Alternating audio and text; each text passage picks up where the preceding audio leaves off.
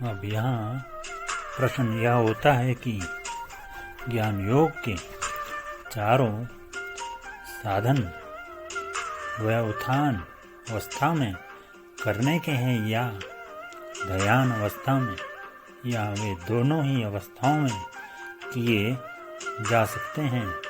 इसका उत्तर यह है कि चौथे साधन में के अंत में जो प्रक्रिया 5वें अध्याय के 9वें श्लोकानुसार बतलाई गई है, यह तो केवल व्यवहार काल में करने की है, और दूसरे साधन के आरंभ में 5वें अध्याय के 17वें श्लोक के अनुसार जो साधन बताया गया है वह केवल ध्यान काल में ही किया जा सकता है। शेष सब प्राय दोनों ही अवस्थाओं में किए जा सकते हैं। यहाँ कोई यह भी पूछ सकता है कि पहले साधन में वासुदेवः सर्वमिति जो कुछ दिखता है सब वासुदेव का ही स्वरूप है, तथा सर्वभूतं स्थितं यो मां भजते केशवम् अस्ति। जो पुरुष एक ही भाव में स्थित हुआ है, संपूर्ण भूतों में आत्म रूप से स्थित मुझ सच्चिदानंद वासुदेव को ही भजता है, इनका उल्लेख क्यों नहीं किया गया? इसका उत्तर यह है कि ये दोनों श्लोक भक्ति के प्रसंग के हैं और दोनों में ही परमात्मा को प्राप्त हुए पुरुष का वर्णन है, अतः इनका उल्लेख इस प्रसंग में नहीं किया गया। परंतु यदि कोई इनको ज्ञान के प्रसंग में लेकर इनके अनुसार साधन करना चाहे तो कर सकता है, ऐसा करने में भी कोई आपत्ति नहीं है। जिस प्रकार ऊपर सांख्यनिष्ठा के 4 भागों का वर्णन किया गया था, उसी प्रकार योग निष्ठा के भी 3 मुख्य भेद हैं। नंबर 1 कर्म प्रधान कर्मयोग, भक्ति मिश्रित कर्मयोग, और तीसरा भक्ति प्रधान कर्मयोग।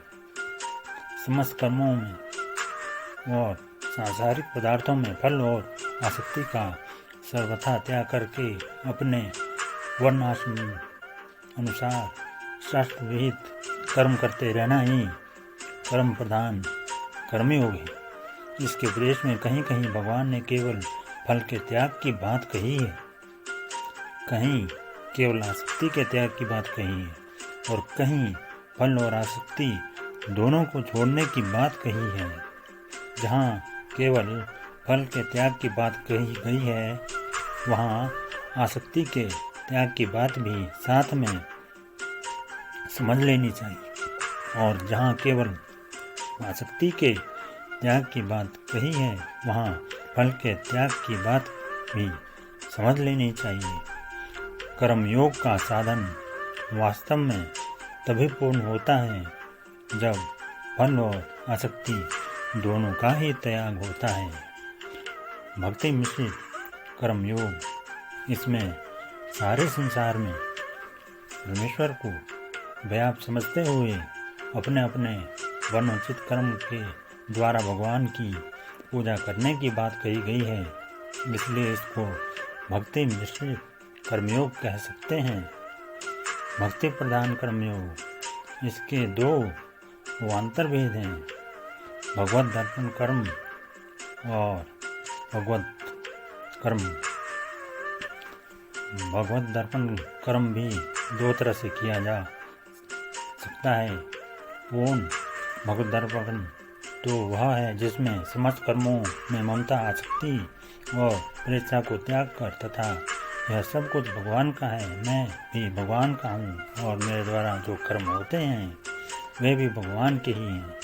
भगवान ही मुझसे कठपुतली की भांति सब कुछ करवा रहे हैं, ऐसा समझते हुए भगवान के आज्ञानुसार भगवान की ही प्रसन्नता के लिए शास्त्रविद कर्म किए जाते हैं। इसके अतिरिक्त पहले किसी दूसरे उद्देश्य से किए हुए कर्मों को पीछे से भगवान के अर्पण कर देना कर्म करते करते बीच में ही भगवान के अर्पण कर देना, कर्म समाप्त होने के साथ साथ भगवान को अर्पण कर देना अथवा कर्मों का फल मात्र भगवान के अर्पण कर देना, यह भी भगवत दर्पण का ही प्रकार है। यह भगवत दर्पण की प्रारंभिक सीढ़ी है।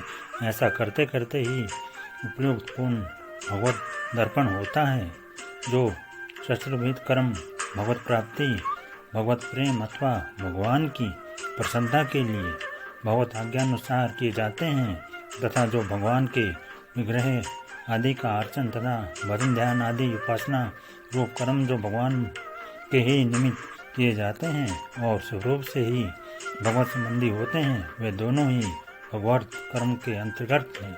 इन दोनों प्रकार के कर्मों का मत्कर्म और मर्त कर्म नाम से भी गीता में उल्लेख हुआ है, जिसे अनन्य भक्ति अथवा भक्ति योग कहा गया है।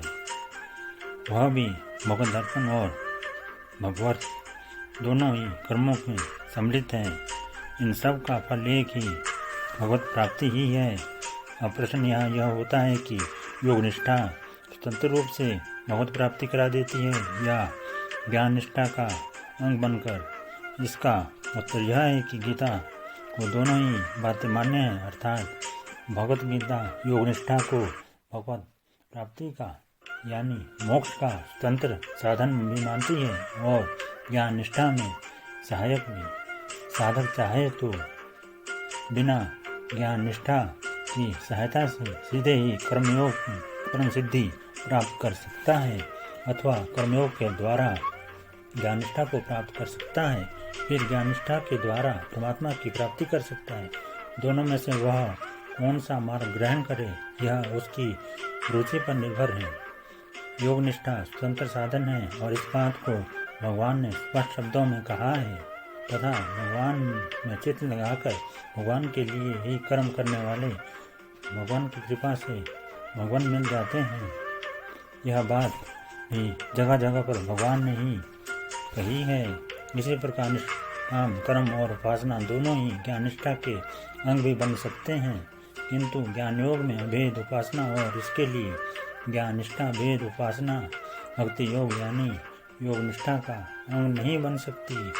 यह दूसरी बात है कि किसी ज्ञान निष्ठा के साधक की आगे चलकर रुचि अथवा मत बदल जाए और वह ज्ञान निष्ठा को छोड़कर योग निष्ठा को पकड़ ले और फिर उसे योग निष्ठा के द्वारा ही भगवत प्राप्ति हो।